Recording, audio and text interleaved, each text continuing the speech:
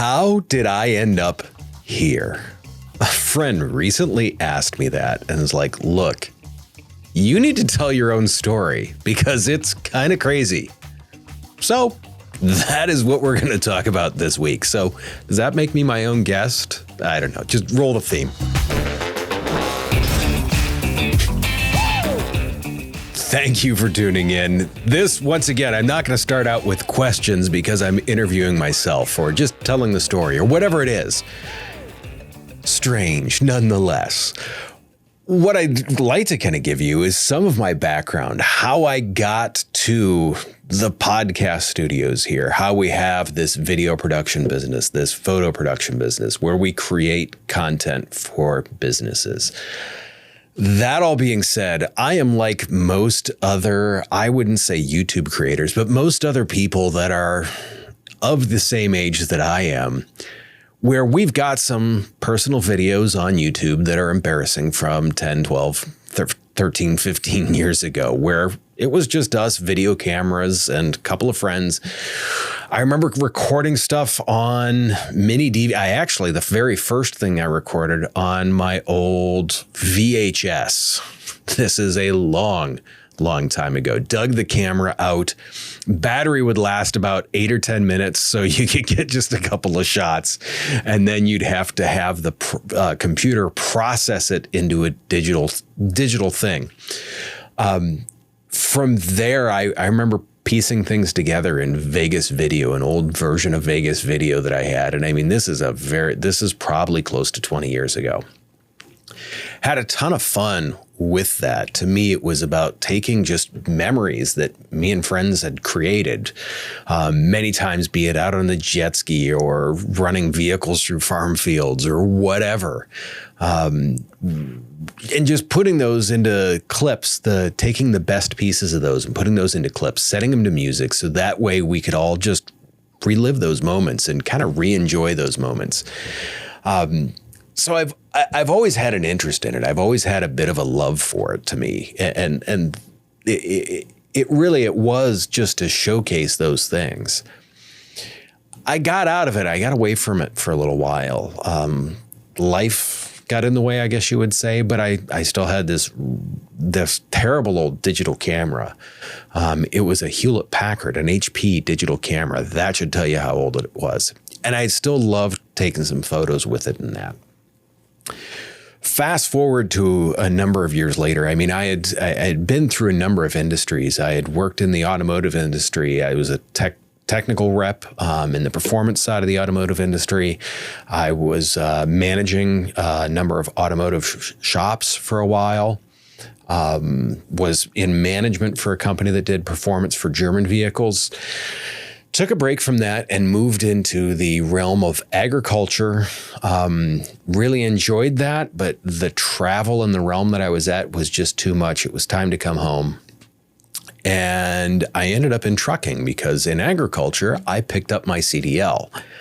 Little known fact, I guess I would say for some of you about me is that, yes, I have my CDL. Yes, you may have seen me driving a truck because I would do that on occasion, but not as a truck driver. It was more or less part of the job of what I was doing because I ended up in trucking. I ended up at a company that sold Kenworth semi-trucks. I started out in basically it was a sales assistant position. It was my job to make sure that the stuff was online correctly or all the trucks were advertised correctly. I would occasionally have to go help pick up trucks, deliver trucks. But it didn't take long for me to really start to soak in some of the knowledge of the trucks and that. I'm a technical guy. I like numbers. Trucks, I mean, as a little kid, I played with trucks constantly. So to me, the interest was already there. So I would take the trucks and I learned a ton about them. And it wasn't long before other salesmen were taking me along on sales calls because they could start the introduction. They were great at the introductory part, which I was terrible at. As soon as it turned technical, most of the guys that were really like the, hey, how's it going type of guy would fall flat. Well, when it turned technical, that's when I would just leap forward in the conversation. That was that was totally where I was in my element. I thoroughly enjoyed that technical piece and liked talking technical about the trucks. When someone would ask a question about like engine dynamics, suspension, things, how they worked, I just loved explaining it. I also did enjoy, talking with some of these people. They all had such unique stories, unique backgrounds, things of that nature. Well, to take back half a step, when I was working as this sales admin position, boss is like, hey, we need to get these trucks online so they're advertised. And can you go outside and take a couple of photos? And having some knowledge of the photos and the video aspect of it, I'm like, sure. So I went out, took a couple of pictures, and he's like, wow, these look really, really good. I used some different angles. I changed how I shot things, and to make the trucks look a certain way. They need to be appealing, right? We're trying to sell trucks online. Just walking out there, holding your cell phone up and snapping a photo. Well, okay, people know what the truck looks like. But you can really take that another step further to make that truck look better. There's features on them. Catch the chrome bits, but make sure your reflection's not in the chrome bits. It's those types of things. It's those types of extra steps that make the difference. Because we've all, if you've been around trucking, you've seen the photo of the front end of the truck and you can see the person taking the photo in the bumper. You're like, really? You didn't realize that your reflection was there? But nonetheless, that kind of evolved. I thought, well, what's a way that we could move this forward? And I remember doing video, and we actually had access to a copy of Vegas video back then still. So I used this cheap little point and shoot camera that just happened to have a video mode on it also. And I used that to go ahead and take some videos of the trucks. And the first few videos were rough, to put it politely. Rough would be like I said, that we're just going to leave it at that. Rough is the polite way to put that. But I used those as a great learning experience because I went back and I looked at stuff and I was like, well, that doesn't look great. What do I need to do to make this look better? And every video got better and better and better and better. Initially, I just started out with some shots of the truck and moved the camera around the truck and thought, well, okay, how's this going to look? And sometimes I would do a voiceover. Sometimes I would just do a couple of words on the screen, the bad graphics. And graphics aren't my forte. That's why we have someone within our company that does a phenomenal job on graphics. Graphics are her forte. So, but nonetheless, I would add some graphics. I knew that I had a decent voice for some of that stuff. So I would then do voiceovers and add some of that in. It then got to the point where I kind of got past that and I'm like, boy, this may be different if I got on camera. Because I'd done some research and I realized that video really is what helped connect people. You guys seeing me on camera, if you're watching this, if you're listening to this, you obviously aren't seeing me, but if you're watching this, you can see me. You know what I'm doing. You know my reactions. You know my mannerisms. You know how I'm engaging with you right now. And those big things play very much into a relationship. And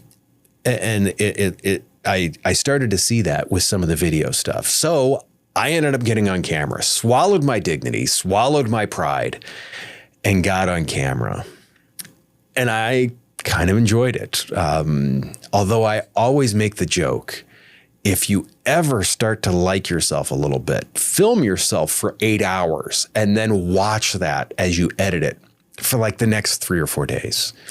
You will not like the person on the screen at the end of it at first. But I did. I got past that. And it turns out I really enjoyed it. I enjoyed the full process too. I mean, to me, it was finding the right shots. It was finding the right, the way to show these trucks in the best light, because first off, I'm not working in a studio. I was working in a parking lot. There's trucks going by. There's all sorts of other stuff. But I'm working in this parking lot trying to figure out how to make the best looking video I can and how to present these trucks in the best light. I ended up going into a sales position at the dealership then. And what was tough about that is there was a salesperson that was just allowed to do whatever the heck he felt like. We were assigned territories, but this guy was not. There's some reasons for this. There's some, we'll just say, some practices that weren't always above board by a number of people in the company. But it prevented me from being able to really sell trucks. So this is when I really made this big push with YouTube. I sent a number of trucks to different places out of state. I sent 7 or 8 trucks to Pennsylvania. I sent 15 plus trucks to Chicago in 2 separate orders to the same client that just loved my videos. To me, that was just a huge thing, and it was a breakthrough. It allowed me, at that point, we talked about it, to say, look, I should be doing the marketing for the entire dealership network, not just myself. So at that point, my official title was marketing manager for all 5. It was 4 at that point, and we were working on building our 5th dealership. Just before that, though, I had written out a business plan. I really liked this video stuff, and I had done some stuff here and there for other people. And what I found is I really loved talking to people. I really loved hearing people's stories. The interview pieces of it, to me, I just absolutely loved. I mean, I could walk out of something like that just feeling amazing, like, oh my God, I love doing this. And then when I'd be like, oh my God, I'm getting paid to do this. Holy cow, was that absolutely amazing. So I wrote out a business plan that said in 3 to 5 years, you're going to do this full time. And when I wrote out that business plan, I wasn't sure that that was going to happen. I was I wasn't always happy working for someone else. I've always had a bit of an entrepreneurial spirit. And I thought, well, how's this going to happen? What's going to happen? I just didn't know. I was later offered a position that paid the same amount as what I was making as a marketing and operations manager to work for a company that was going to have me be as an online personality and editor doing automotive and motorcycle stuff. Had been a while since I had a motorcycle. I was kind of looking for a reason to get back into them. And what a better reason to get back into motorcycles than work, right? So with that being said, I took this position. I was not a fit at the company. Once again, I am putting this very politely. There is a big, long story attached to that in terms of why I made this switch. It was probably, I would say, the second most stressful 4 months of my entire life. This was a toxic environment. And I used to hire people, and I thought I was a pretty good screener of that. I may have been blinded by thinking, hey, great, I get to come into this cool opportunity where I get to do what I love, and in an industry I love even more than what I'm doing. It seemed almost too good to be true, and I guess I would say I probably should have seen some of that writing on the wall, but it was. I was not a fit there at all.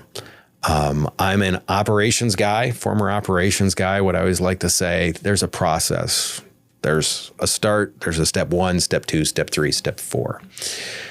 They referred to their process as a bowl of spaghetti, but it always works. And it rarely worked. It would usually just wring people out like an old washing machine. And the product that would come out would show that. So here I am 4 months into this, and I didn't know what to do. And I was like, you know what? I put on my business plan in 3 to 5 years, I'm going to go full time. And I thought, well, shoot, it's been 3.5 years. Is now the time? So I had put in my 2 weeks notice at this company. I wanted to leave on good terms. I still freelanced with them for a short term after that. And what was interesting is when I was pondering this leave, I reached out to someone that wanted me to do videos for them before with the trucking stuff, but I couldn't because there was a conflict because I was with Kenworth at that point in time. And I reached back out to them and I said, hey, I'm in a situation now where I could do the videos for you guys. And they're like, oh, really? I'm like, yeah. And he's like, I talked with the owner of the company. And he's like, okay. He goes, let me bring it up to the staff and see what we think. He goes, I think we're going to say yes. But he goes, I want to bring it up to everyone and make sure. So I am on my way up to negotiate my freelance contract with this company that I was leaving. And like I said, I was not leaving on great terms. I was going to freelance with them some. If I didn't get that, I was okay with walking out of the door. I mean, the only way that you can negotiate is if you're willing to walk. And I was very willing to walk with nothing out of that door. What made that so much easier was I was on my way upstairs to that meeting with the CEO, the vice president, the person from HR, and my boss. And my phone rings and I see it as that truck client. And I'm like, oh boy. So I pick up the phone. I'm like, hey, how's it going? And he goes, great. He goes, I'm walking into a meeting. Just wanted to let you know. He goes, we're in. We're going to do all those videos with you. And I was like, great. I'll be in touch next week and we'll go from there. He's like, awesome. Looking forward to it. It was everything that I had in me, not to just jump up and down and scream like I had just won the world championship, because at that moment, I knew I was going to start to figure this thing out. And I knew that even if I wasn't necessarily going to be okay, I knew I had a path forward. And I knew I had time to start working on things and time to start figuring things out. So I started with them. I had a few other jobs lined up, a few other things lined up. Clients like that are still on with me today. We picked up a few other items too that have been amazing. And that is when the video business really started for me. I went full time, both feet in. I had some stuff that I had been doing. I had some people that I had been working with. But it wasn't enough to sustain everything. So it was starting out frantic, like, oh my gosh, where is the next check coming from? How am I going to keep the lights on? Knowing that I had this trucking client, knowing that I had one or two other clients lined up with some pretty good video projects that I was, first off, excited to do. The second piece about it was the fact that I knew that these projects were going to be able to sustain me for a number of months. Why I continued to work on the business was a huge, huge, huge thing for me. So I'm doing the photo and the video, and I'm picking up every single job that I can. I even was doing some real estate photography there too. There was a number of realtors that I knew, had reached out to them, was connected with some of them. Taught myself how to do real estate photography in order to fill that in. I mean, it was great fill in the gap work for me. Show up at a home, get paid after you do and edit the photos. It worked. It's those types of things that kept me going. A lot of those projects now, they don't fit as well with what we do. But I'm still so grateful for the fact that I had those opportunities, and I was able to learn so much in those opportunities too. I learned how to look at a room for video by doing real estate photo. Sounds weird, but it's helped me out immensely.